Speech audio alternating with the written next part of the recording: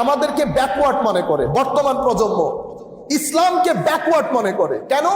কারণ আমরা নতুন প্রশ্নগুলোর উত্তর দিতে ব্যর্থ হচ্ছি, নতুন প্রজন্মের মতো করে কথা বলতে ব্যর্থ হচ্ছি, নতুন প্রজন্মের মতো করে চিন্তা করতে ব্যর্থ হচ্ছি। এখন তারা নিজেদেরকে বলছে মডার্ন, আমরা হয়ে গেছি ব্যাকওয়ার্ড। তাদেরকে আমরা বুঝাতে পারছি না 1200 বছর সূর্য পর্যন্ত আমাদেরকে জিজ্ঞাসা করত ডুববে কিনা। আমাদের জমিনের মধ্যে 3 মহাদেশের শাসন 1200 বছর, এটা কি চারটিখানি কথা? কিভাবে সম্ভব হয়েছে? কারণ পৃথিবীর নার্ভের ভিতরে আমাদের হাত ছিল।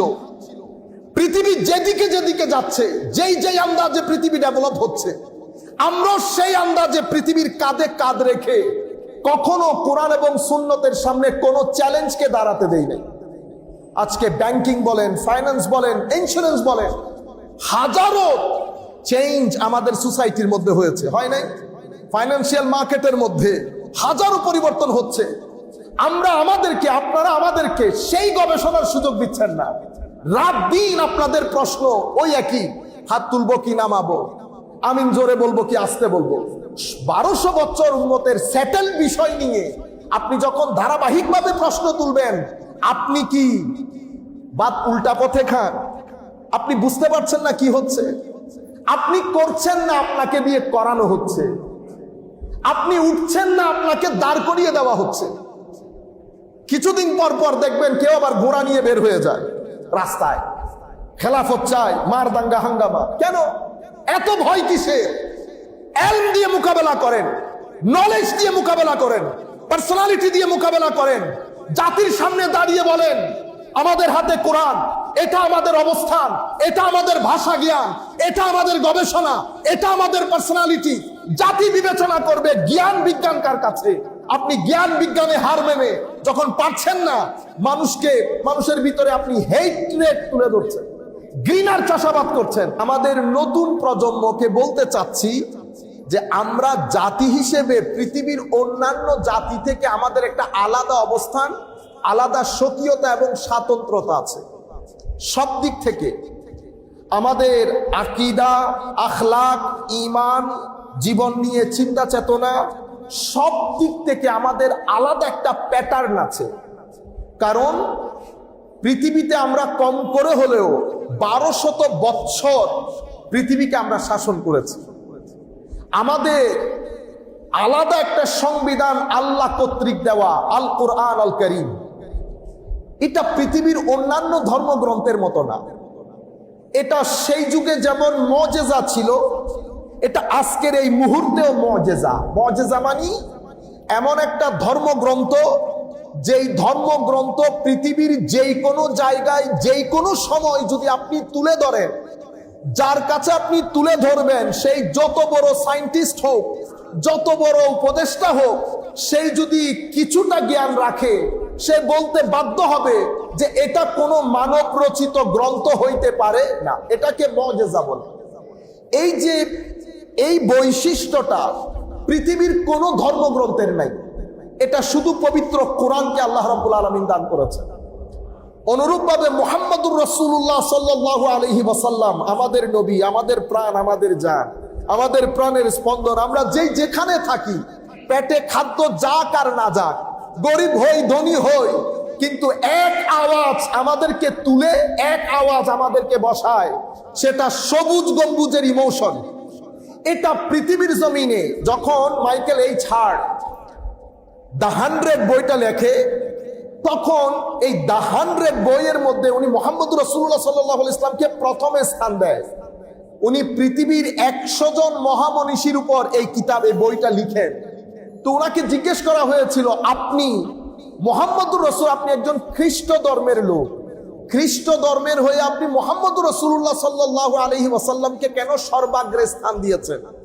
উনি বললেন, উনি একমাত্র নবী, উনি একমাত্র মানুষ যার জন্য এখনো পর্যন্ত 1.2 বিলিয়ন মুসলিম এক কথাই দাঁড়িয়ে যাবে জীবন দিয়ে দেওয়ার জন্য।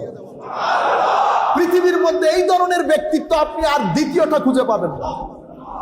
আমরাও বলছি আল্লাহ রাসূলের দরবারে, ইয়া রাসূলুল্লাহ সাল্লাল্লাহু আলাইহি ওয়াসাল্লাম, মাইকেল এইচ হার্ট সেদিন যেই কথা বলেছে মিথ্যা বলে না ইয়া রাসূলুল্লাহ। আমিও আমার লোকজন নিয়ে আপনার দরবারে বলছি ইয়া রাসূলুল্লাহ, যখনই আপনি চাইবেন আমাদের জান মাল ঈমান ইজ্জত সবকিছু আপনার কদমে কুরবান হবে ইয়া রাসূলুল্লাহ। মাইকেল এইচ হার্ট মিথ্যা বলে নাই। এটা মুসলমানের ইমোশন, এটা মুসলমানের ইমোশন।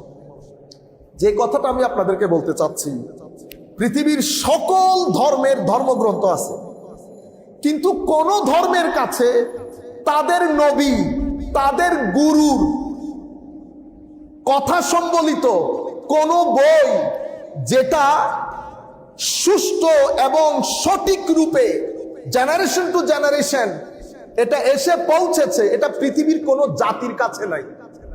আপনি খ্রিস্টানদের কাছে যদি জিজ্ঞেস করেন ঈসা আলাইহিস সালামের দিক নির্দেশনা সম্বলিত কোন কিতাবাদি আপনাদের কাছে আছে? মুসা আলাইহিস সালামের নাই, দাউদ আলাইহিস সালামের নাই। পৃথিবীর কোন ধর্মের মানুষের কাছে তাদের যিনি প্রবক্তা ওনার কথা সম্বলিত কোনো কিছু এই আন্দাজে লিপিবদ্ধ হয় নাই যেই আন্দাজে আমরা মুসলমানদের কাছে আমার নবীর হাদিস, কোরআনের নিয়ায় আমার নবীর হাদিস সম্বলিত হয়েছে।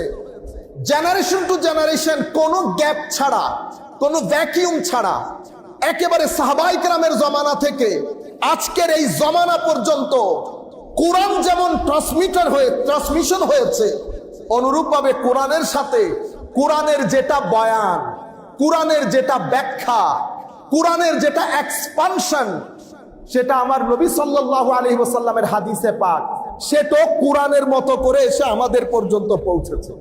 এটা রুয়ে জমিনের মধ্যে আর কারো কাছে নেই। আরেকটা কথা বলা জরুরি, মুসলিম উম্মাহ পৃথিবীকে যেই কয়েকটা জিনিস দিয়ে এখনো পর্যন্ত অহংকার করতে পারে, যেমন আইন।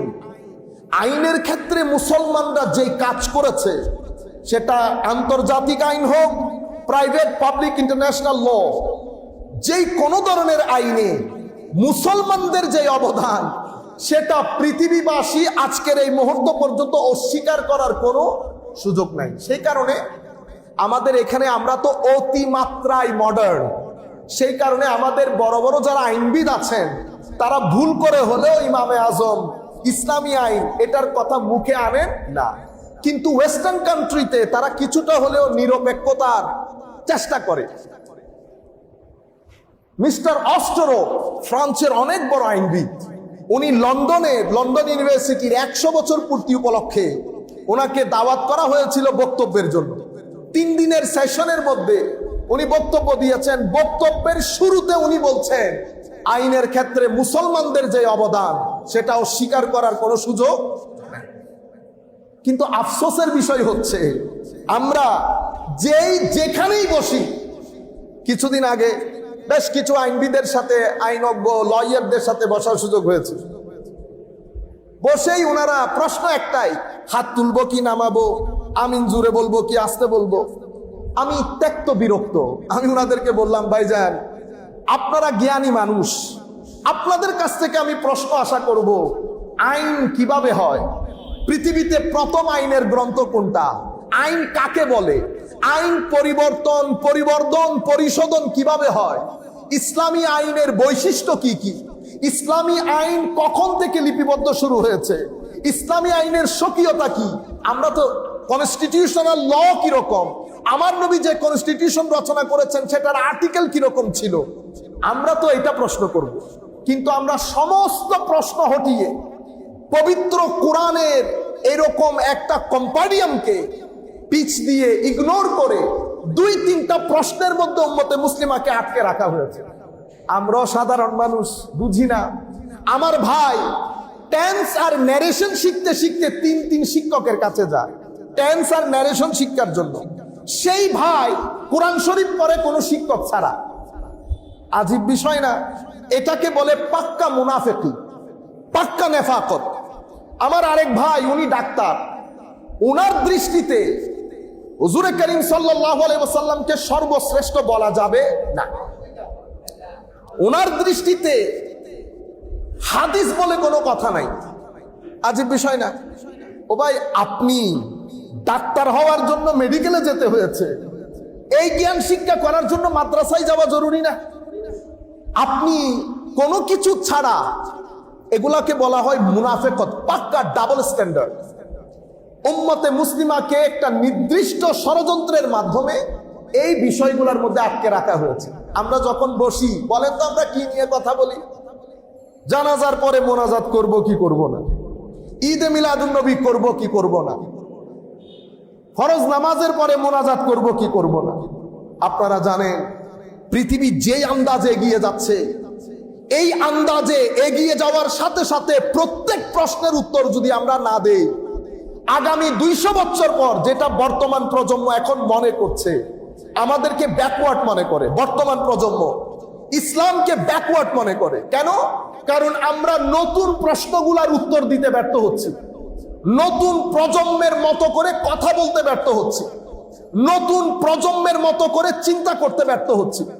এখন তারা নিজেদেরকে বলছে মডার্ন, আমরা হয়ে গেছি ব্যাকওয়ার্ড। তাদেরকে আমরা বুঝাতে পারছি না 1200 বছর সূর্য পর্যন্ত আমাদেরকে জিজ্ঞাসা করত ডুববে কিনা। আমাদের জমিনের মধ্যে 3 মহাদেশের শাসন 1200 বছর, এটা কি চারটিখানি কথা? কিভাবে সম্ভব হয়েছে? কারণ পৃথিবীর নার্গের ভিতরে আমাদের হাত ছিল। পৃথিবী যেদিকে যেদিকে যাচ্ছে, যেই আন্দাজে পৃথিবী ডেভেলপ হচ্ছে, আমরা সেই আন্দাজে পৃথিবীর কাঁধে কাঁধ রেখে কখনো কোরআন এবং সুন্নতের সামনে কোনো চ্যালেঞ্জকে দাঁড়াতে দেই নাই। আজকে ব্যাংকিং বলেন, ফাইন্যান্স বলেন, ইন্স্যুরেন্স বলেন, হাজারো চেঞ্জ আমাদের সোসাইটির মধ্যে হয়েছে, হয় নাই? ফাইন্যান্সিয়াল মার্কেটের মধ্যে হাজারো পরিবর্তন হচ্ছে। আপনারা আমাদেরকে সেই গবেষণার সুযোগ দিচ্ছেন না। রাত দিন আপনাদের প্রশ্ন ওই একই, হাত তুলবো কি নামাবো, আমিন জোরে বলবো কি আস্তে বলবো। 1200 বছর উম্মতের সেটেল বিষয় নিয়ে আপনি যখন ধারাবাহিকভাবে প্রশ্ন তুলবেন, আপনি কি বাত উল্টা পথে খান? আপনি বুঝতে পারছেন না কি হচ্ছে? আপনি করছেন না, আপনাকে দিয়ে করানো হচ্ছে। আপনি উঠছেন না, আপনাকে দাঁড় করিয়ে দেওয়া হচ্ছে। কিছুদিন পর পর দেখবেন কেউ আবার ঘোড়া নিয়ে বের হয়ে যায় রাস্তায়, খেলাফত চায়, মার দাঙ্গা হাঙ্গামা। কেন এত ভয় কিসের? এলম দিয়ে মোকাবেলা করেন, নলেজ দিয়ে মোকাবেলা করেন, পার্সোনালিটি দিয়ে মোকাবেলা করেন। জাতির সামনে দাঁড়িয়ে বলেন আমাদের হাতে কোরআন, এটা আমাদের অবস্থান, এটা আমাদের ভাষা জ্ঞান, এটা আমাদের গবেষণা, এটা আমাদের পার্সোনালিটি। জাতি বিবেচনা করবে জ্ঞান বিজ্ঞান কার কাছে। আপনি জ্ঞান বিজ্ঞানে হার মেনে যখন পারছেন না, মানুষের ভিতরে আপনি হেট্রেড তুলে ধরছেন, ঘৃণার চাষাবাদ করছেন। আপনি ঘোড়া নিয়ে বের হবেন কেন? আমার নবীর আন্দাজ দেখেন নাই? 13 বছর আমার নবী মক্কার জমিনে কি করেছে? 10 বছর মদিনার জমিনে কি করেছে? আমার নবী কি মানুষ খেটেছে? আমার নবী মানুষ কাটার জন্য এসেছে? না, মানুষ কাটার জন্য আসেনি। ধর্ম তো মানুষ কাটার জন্য। আমার নবী একজন, আমার নবীর আশপাশে হিন্দু, মুসলমান, খ্রিস্টান, ইহুদ, দাহারিয়া, মানে যারা দিন ধর্মে বিশ্বাস করে না, শত ধর্মের, শত বর্ণের, শত রঙের, শত বুঝ ব্যবস্থার, শত সংস্কৃতি, শত ট্রেডিশনের মানুষ আমার নবীর আশেপাশে। নেতৃত্বে আমার নবী সাল্লাল্লাহু আলাইহি ওয়াসাল্লাম কিসের গুণে? জ্ঞান, হিকমত, চরিত্র, অসাধারণ চরিত্র, অসাধারণ জ্ঞান, সবকিছুর সমাধান নবীর বুকে। নবী সাল্লাল্লাহু আলাইহি ওয়াসাল্লাম সকলের ভরসা এবং আশ্রয়ের স্থল। আমার নবী কাউকে ঘাড় ধাক্কা দিয়ে বের করে দেয়।